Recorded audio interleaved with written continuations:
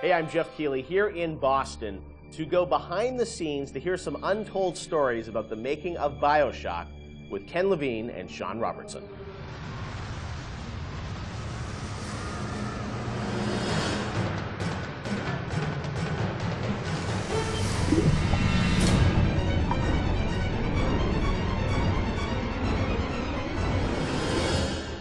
Let's talk a bit about the theme and setting of BioShock, Rapture.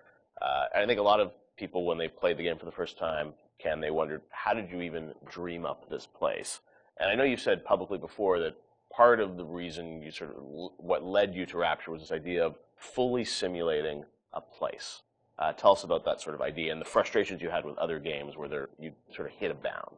I think our philosophy was always to do what we were doing 100% rather than try to do something bigger and do it 50% or 40%. So one of the ideas of, and this sort of came from System Shock 2 as well, where you focus on an area that you can really bring to life and you kind of eliminate the questions of, well, why can't I go over the bridge to New Jersey? So we were able to really make a place, I think, that felt believable and real, even though in actuality it was really quite limited. But we just sort of dressed it with all these buildings outside that were all, were all basically glorified fakes. We let the story drive what we needed to show rather than some kind of like predetermined map which we set down, which is a little different than like System Shock 2, where we actually mapped a spaceship out deck by deck. Yeah. Because I don't know what the philosophy felt a little different there, because you want to feel like a real spaceship that was sort of stacked on top of each other.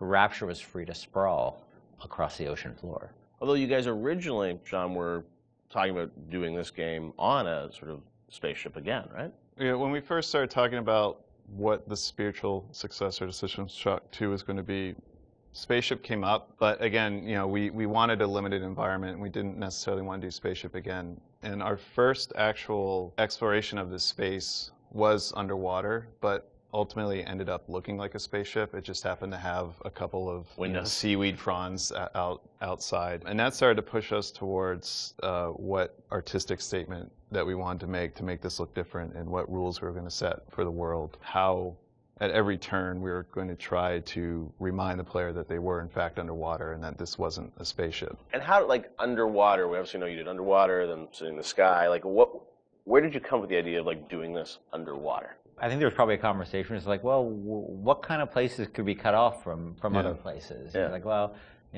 spaceship, summer camp, any island notion, right? Something that's cut off from the rest of the world. Yeah. So you never felt like you should be able to go over that bridge to New Jersey. I don't want to apply some deep and meaningful conversation. I think it was one of those ideas that you just kind of say, and then everybody's, that sounds cool. Let's try that. Let's go for it. And I think it lended itself to having very nice views out the window without having to build an insane amount of unique assets. Right.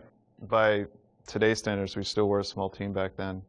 And there's an expectation that because you're underwater, the view distances are going to be short, so you can really kind of fade out into the fog at a short distance and not have the expectation that, why can't I see forever? So there's a lot of limitations in a good way that we put on ourselves by being underwater, as opposed to, like, if you're on a cruise ship, then you'd expect to see across the water, and we'd have to deal with that. Same thing with an island. Or a city in the sky.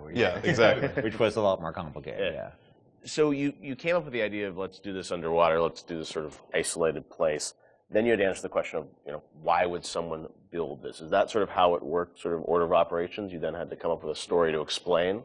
Yeah, I think we wanted a very believable reason why they'd be there. Right. And sort of the necessary isolation of the place sort of led to, well, what kind of person would want to do this? And I wasn't even particularly aware of the sort of political implications of what I was reading, but I've been reading, I had read The Fountainhead. Right. By Ayn Rand, and I mostly thought it was an interesting story. Like, I didn't realize that people were sort of basing their sort of political lives around it, because I wasn't that tuned in to that stuff at that point. And so, but I love the dialogue and the kind of speechifying in it, because you can see a video game character speaking with that kind of certainty and that kind of confident philosophy. It just seemed like a natural kind of thing to apply to this place. And so it just sort of all came together as a sort of who is the guy who would do this? Well, that character. It was sort of this amalgamation of characters from Ayn Rand's books and Ayn Rand herself.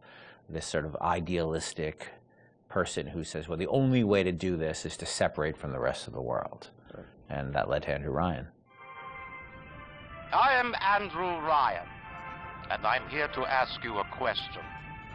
Is a man not entitled to the sweat of his brow? No, says the man in Washington, it belongs to the poor. No, says the man in the Vatican, it belongs to God. No, says the man in Moscow, it belongs to everyone.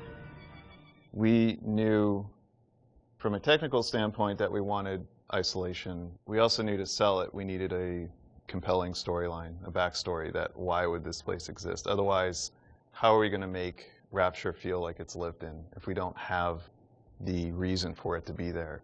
So once we decided on the underwater location and then the closed off spaces, that objectivist story kind of came in and made the art stronger and made the level design stronger because we could feed back into that loop. And I think that's why we had to have sort of Andrew Ryan's pitch right at the beginning of the game. We wanted people to understand why somebody would go there.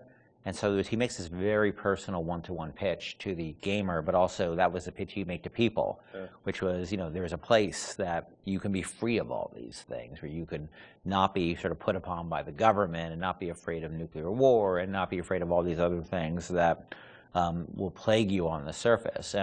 We wanted that pitch to sort of resonate and make sense, because that's, otherwise by the time you got there you'd be like, well, this place is just fantasy, nobody would ever come here. And that the beauty of the place was also tied into that. It had to be a very attractive proposition, or people who would believe that people would go leave their lives and go to the bottom of the ocean. I'm sure in some ways you had to convince the team and enroll them in your sort of vision of who this character was going to be and what the setting was going to be. How did that work, Sean? I mean, did Ken come in and say, hey, I've been reading these books, and I think we could sort of... I believe he just came in one day on a horse and said, Ayn Rand, everybody read The Fountainhead. Exactly. I bought 30 copies of it. Yeah, I think, here's a 2,000-page book or something. Yeah. Go read it. I mean, it really is more organic. Like I said, we knew that we had this location, and you struggle to fill it with stories, and you struggle to find meaning of why does this place exist? What's my motivation? And as Ken started to explore Ayn Rand a little more and started talking to us about it, and we were having that conversation, and it's like, oh, this could totally work. Like, this is exciting. Like, this is something that really hasn't been done in a video game before. And if we had flipped it and come up with the idea first before the location, I don't think we would have really been that excited about it. But we had a location, and now we're trying to fill it with that story, and because of the order of operation there, you start to get excited, like, oh, I could totally make this work. This is going to really make it feel like a lived-in space. As you think of sort of the the setting, and you think of maybe a character or something, was there a moment that you think back, it's like, oh, like right then and there, like I got excited when you attached the Ayn Rand For me, stuff it was going to Rockefeller Center and seeing the visual. So I told this story before, but my wife and I were in New York, and we went to Rockefeller Center, which was, if you go to Rockefeller Center, it basically looks exactly like Rapture. It's because every building, you're sort of encircled. It's this block in New York, or a couple of blocks in New York, where Radio City Music Hall is, and where 30 Rockefeller Plaza is, where if you see that show 30 Rock, and the ice skating rink, and where they put the Christmas tree, and it's this very iconic location. But what's cool about it, it's all one, unlike the rest of the city. Everywhere you look, it's one architectural style. It's Art Deco, and it's very iconic Art Deco.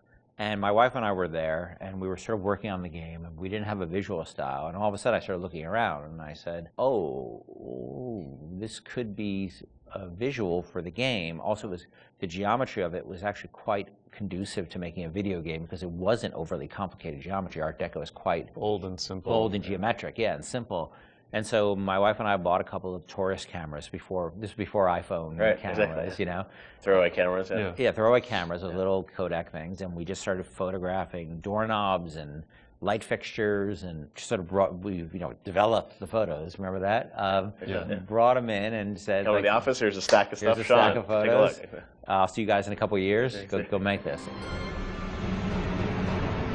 City where the artist would not fear the censor, where the scientist would not be bound by petty morality, where the great would not be constrained by the small, and where with the sweat of your brow, Rapture can become your city as well. So you had kind of a theme, you came up with an art style, some of the iconic characters, and then, you really had to build the narrative around it. And you've talked about, a lot of the themes in the game and, greed, jealousy, sex, violence, all the things that sort of, drive us or what destroy us. And that was something I think that, as you thought about the story of the game, you wanted to, I'm sure, reflect some of those, right? Because I think people love the characters. It's sort of flawed in a way, and this is a world which is its own little microcosm, but had a lot of tension inside of it. Yeah, I mean, the character of Ryan was sort of, he's basically invisible through most of the game, right? Except for a very small portion. But he's very present because he exists, the city is him, right? It's such a representation of him. We never want to cut away to a cutscene where you saw Andrew Ryan, planning and scheming. We wanted him to be very present without actually being present. But once you had Ryan, once you had his desire to protect this vision of his, you just had to then come up with the characters who'd be arrayed in opposition to him. So we had this character, the Big Daddy, and then eventually the character of the Little Sister. And so characters like Tenenbaum came along, like, here's a person who's in opposition to him for this reason. And then you have, for more noble reasons. And then you have a character like Atlas, who's much more cynical opposition. Once we had all those characters arrayed, we're like, well, who are you? And, you ended up being a sort of, a pawn in the middle of all this opposition to Ryan. We just kept sort of homing in on that theme and making sure that you weren't, eventually figuring out that you couldn't just be here by an accident, that you're an integral part of this story, even though you don't know you're an integral part of this story. You think you're just there by happenstance. Look, Mr. Bubbles, it's an angel. I can see light coming from his belly. Wait a minute, he's still breathing. It's all right. I know he'll be an angel soon.